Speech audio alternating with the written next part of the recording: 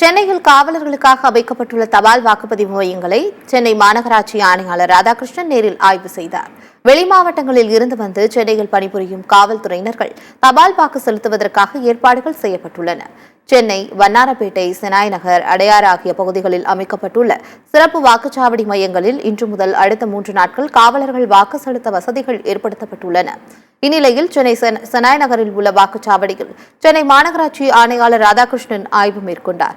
தொடர்ந்து செய்தியாளர்களை சந்தித்த அவர் காலை 9 மணி முதல் மாலை 5 மணி வரை காவலர்கள் தங்கள் தபால் வாக்குகளை செலுத்த சிறப்பு ஏற்பாடுகள் செய்யப்பட்டுள்ளதாக கூறினார். 3 நாட்கள் நடைபெறும் இந்த வாக்குப்பதிவை காவல்துறையினர் பயன்படுத்திக் கொண்டு வாக்களிக்க வேண்டும் என்றும் ராதாகிருஷ்ணன் கேட்டுக் கொண்டுள்ளார்.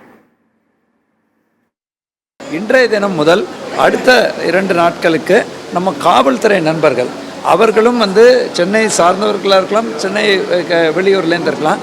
அவர்களுக்கு 3 ஃபெசிலிட்டேஷன் சென்னை தெற்கில் அமித் ஐஏஎஸ் தலைமையில் அங்கே அவங்களோட ஆஃபீஸு, வடக்கில் கட்டார ரவிதேஜா ஐஏஎஸ் தலைமையில் அவர் தேர்தல் நடத்துகிறார். அங்கே நம்மளோட north Chennai regional deputy commissioner office, இங்கே சாரோட ஆஃபீஸில் நடந்துட்டுருக்கு.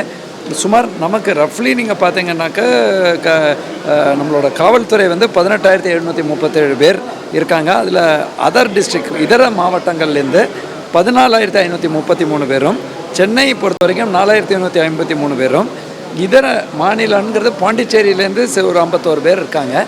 அவர்களுக்கான ஏற்பாடு இங்கே மிக சிறப்பாக இவங்க செஞ்சுருக்காங்க.